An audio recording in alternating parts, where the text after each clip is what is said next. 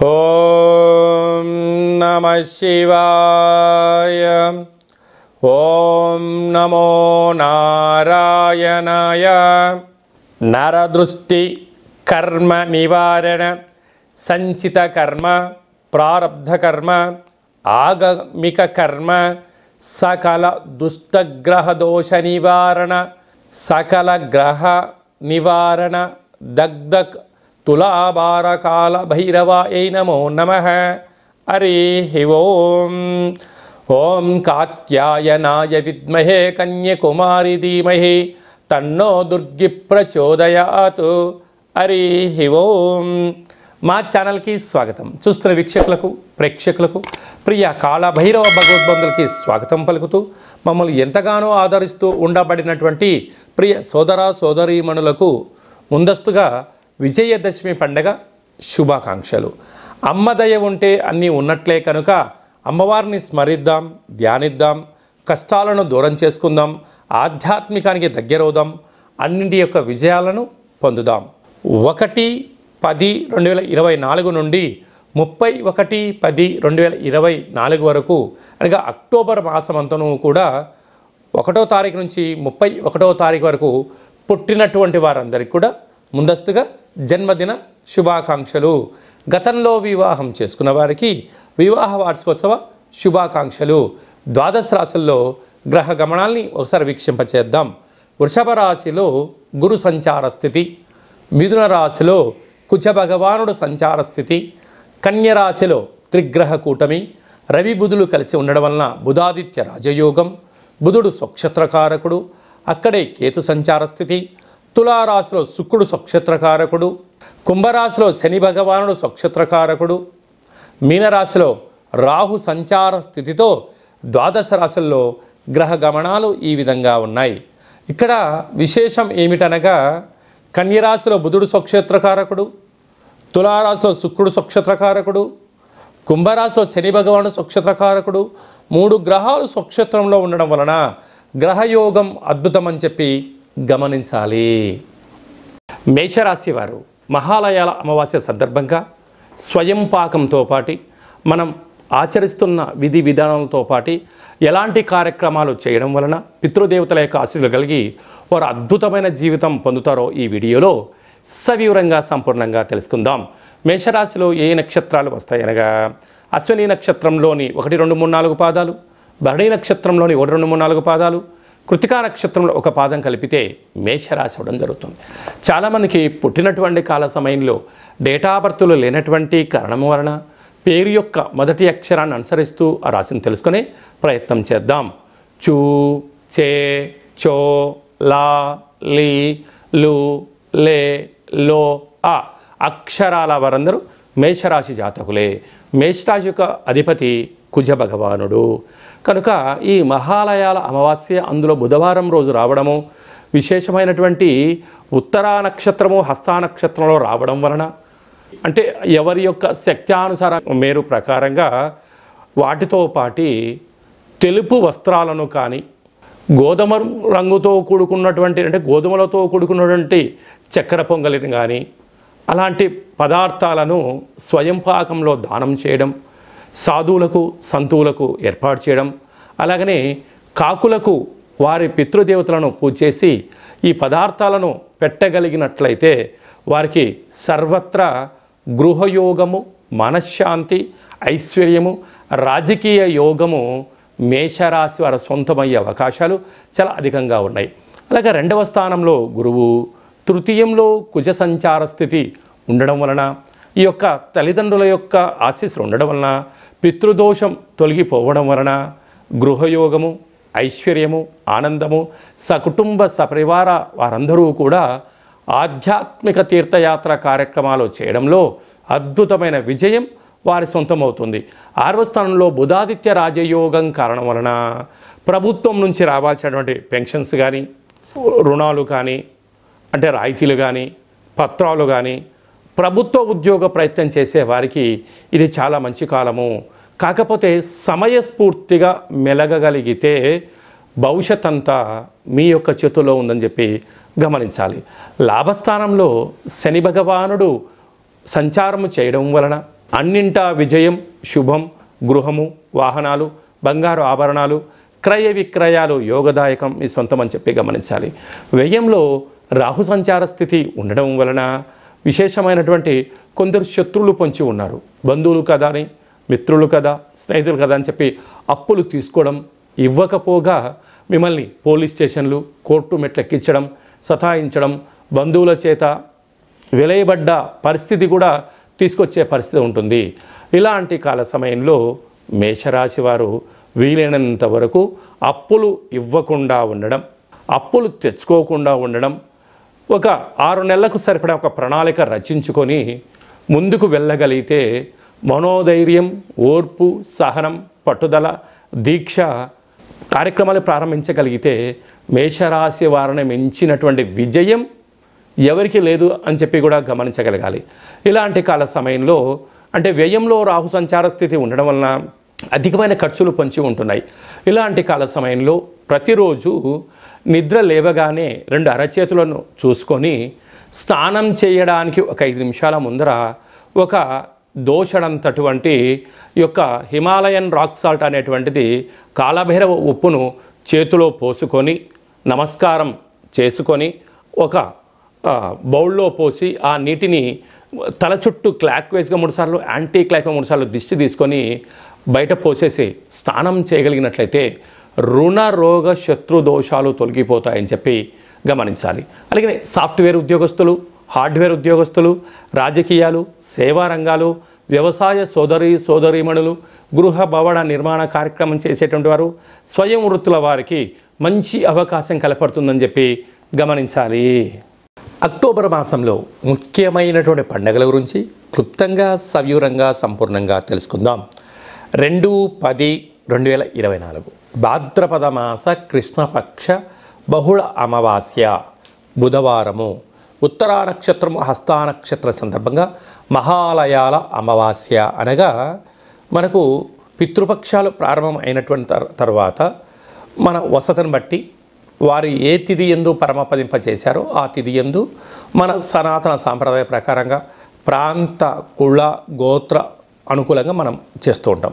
అలా కుదరలేనటువంటి వారందరూ కూడా ఈ అమావాస్య రోజున గతించిన వారిని స్మరించుకోవడం, బ్రాహ్మణులకు స్వయంపాక దానం ఇవ్వడం, గోమాతకు బియ్యంతో కూడుకున్న నీటిని ఏర్పాటు చేయడం, పక్షులకు అనగా కుక్కలకు కానీ, జంతువులకు కానీ, లేక కాకులకు వారిపైన ఆహారాన్ని ఏర్పాటు చేయడం వల్ల వారు ఆ ఆత్మరూపంలో భుజించి మనల్ని ఆశీర్వదించడం జరుగుతుందని చెప్పి గమనించాలి. ఇంట్లో చేయడం ఒక విధానం, కాశీ క్షేత్రంలో చేయడం ఒక విధానం. అలాగనే మనకు పక్క రాష్ట్రంలో ఉండబడినటువంటి విశేషమైనటువంటి గోకర్ణ క్షేత్రంలో అంటే సాక్షాత్తుగా కైలాసాధిపతి ఆ పరమేశ్వరుడు యొక్క ఆత్మలింగము అక్కడ ప్రతిష్ఠైన స్థలంలో మనం చేయగలిగినట్లయితే మనకు అద్భుతమైనటువంటి ఆశీస్సులు ఉంటాయని చెప్పి గమనించాలి. అలా ఈ సంవత్సరం మనము ఈ యొక్క గోకర్ణంలో పితృపక్ష కార్యక్రమాలు చేయడానికి ఏర్పాట్లు చేయడం జరిగింది. కనుక అక్కడ పెట్టించాలి అనుకుంటున్న వారందరూ కూడా ఈ కింద ఉండబడిన నెంబర్ని సంప్రదించినట్లయితే మీ గోత్రనామాలు, గతించిన వారి యొక్క పేర్లు పంపించినట్లయితే గోకర్ణంలో పితృశాంతి కోసమై ఏర్పాటు చేయడం జరుగుతుంది. కనుక ఆసక్తి గలవారు సంప్రదించి ఈ కార్యక్రమాన్ని అంతా కూడా మీరు లైవ్ ద్వారా, వాట్సాప్ ద్వారా చూసి వారి యొక్క ఆశీస్సులు పొందగలరు అనేది చిన్న విన్నపం. మనము 3వ తారీఖు నుండి ఆశ్వీజ మాస దుర్గా శరన్నవరాత్ర మహోత్సవ కార్యక్రమాలు ప్రారంభమవుతున్నాయి. మనమందరము కూడా నవరాత్రులు భక్తి శ్రద్ధలతో యథాశక్తిగా అమ్మను ధ్యానిద్దాం, అమ్మను పూజ చేసుకుందాం, అమ్మవారి యొక్క ఆశీస్సులు పొందుదాం. మనకు 9వ తారీఖున షష్ఠి బుధవారము మూలా నక్షత్ర సందర్భంగా చిన్నపిల్లలకు అంటే 3వ సంవత్సరం పడి 3వ సంవత్సరం నిండినటువంటి వారందరూ కూడా అక్షరాభ్యాసం చేయించుకోవడానికి మంచి కాలము అని చెప్పి గమనించాలి. 11వ తారీఖున దుర్గాష్టమి కనుక మన వాహనాలకు, ఫ్యాక్టరీలకు, కర్మాగారాలకు యంత్ర ఆయుధ పూజ చేసుకోవడం వలన సంవత్సరాంతము మనల్ని ఆ అమ్మ చల్లగా కాపాడుతుందని చెప్పి గమనించాలి. 12వ తారీఖున విజయదశమి పండగ.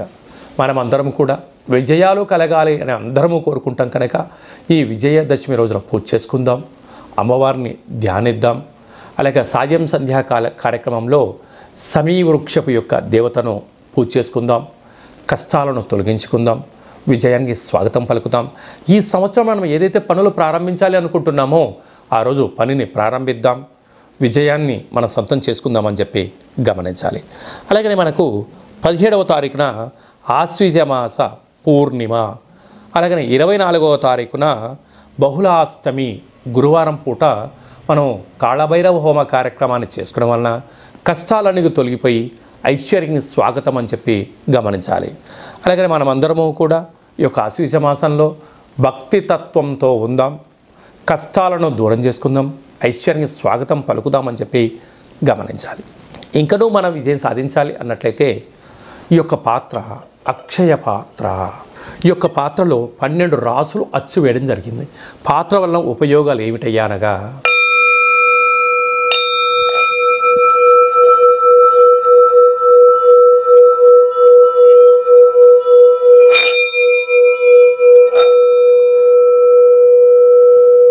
ఈ శబ్ద తరంగాలు సృష్టించడం వలన ఇంట్లో ఉండబడినటువంటి నరదృష్టి, వాస్తుదోషము, తంత్ర ప్రభావాలు, తాంత్రిక ప్రభావాలు తొలగిపోయి ఇంట్లో ఉండబడిన జ్యేష్ఠాదేవి బయటికి వెళ్ళిపోవడం, గ్రామంలో సంచరించేటువంటి లక్ష్మీదేవి గళ్ళు గళ్ళుమంటూ ఇంట్లోకి రావడం, లక్ష్మీదేవి యొక్క ఆశీస్సులు ఉంటే స్థిరాస్తి, చరాస్తి, ధనము, ఐశ్వర్యము, ఆనందము మన సొంతమవుతాం గమనించాలి. ఈ అక్షయ పాత్రతో పాటు కాళభైరవ స్వామి యొక్క పిరమిడు, డాలరు, కంకణము, రుద్రాక్ష మన కోసం ప్రత్యేకంగా కాళభైరవ హోమం చేయించడము, ఈ కార్యక్రమంతో కూడా వాట్సాప్ ద్వారా లైవ్ మీకు చూపించడము, అలాగే 27 రకాల వస్తువులతో దిష్టి దించడం జరుగుతుందని చెప్పి గమనించాలి. ఆసక్తి గలవారు ఈ కిందను సంప్రదించి అక్షయ పాత్రను సొంతం చేసుకోగలరు. కాళభైరవ హిమాలయ సముద్రపు సైంధవలవన దీపం అంటే ఉప్పులందు సైంధవలవనం ఉప్పు వేరయ్య అని చెప్తారు. మనము ఏదైనా ఉప్పు లేకపోతే రుచులు రావు కూరలు, అందుకే అప్పు చేసైనా ఉప్పు కొనమంటారు. కానీ అది ఎలాంటి ఉప్పు కొనాలి?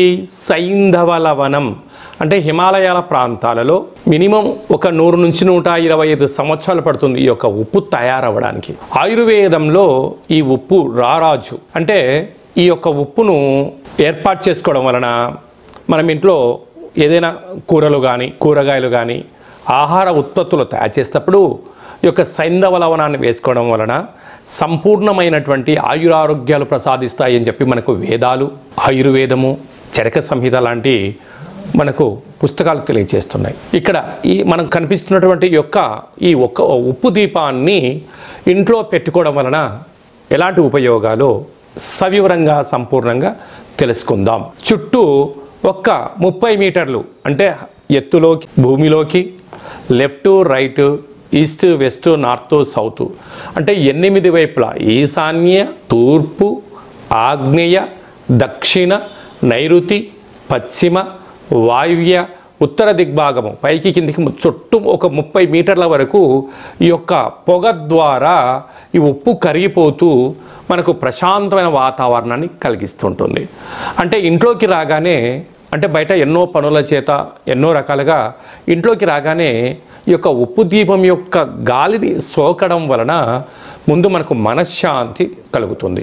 అలాగే వ్యక్తిగత జాతకం తెలుసుకోవాలనుకుంటున్నారా? మీరు పుట్టినటువంటి తేదీ, నెల, సంవత్సరం, సమయం రాసి పంపించినట్లయితే సంపూర్ణ జాతకాన్ని రాసి పంపించి మీరు పుట్టినప్పుడు గ్రహ గమనాలు ఎలా ఉన్నాయి, ప్రస్తుతం ఎలా ఉంటున్నాయి, రాబోయే కాలంలో ఎలా ఉండబోతున్నాయో సవివరంగా సంపూర్ణంగా తెలియజేయడం జరుగుతుందని చెప్పి గమనించాలి. చాలామందికి డేటా బర్త్లు లేనటువంటి వారికి మీ పేరు యొక్క మొదటి అక్షరాన్ని అనుసరిస్తూ రాశిని తెలుసుకునే ప్రయత్నం చేద్దాం. కనుక ఆ యొక్క రాశిని బట్టి రాశిని తెలియచేస్తూ రమణ శాస్త్రం ద్వారా అనగా కాళభైరవ ఉపాసన చేత గవ్వల ద్వారా భూత భవిష్యత్ వర్తమానాన్ని తెలియజేయడం జరుగుతుందని చెప్పి గమనించాలి. ఆసక్తి గలవారు వ్యక్తిగత జాతకాన్ని తెలుసుకుందాం, కష్టాలకు దూరమవుదాం, ఐశ్వర్యానికి స్వాగతం పలుకుతాం.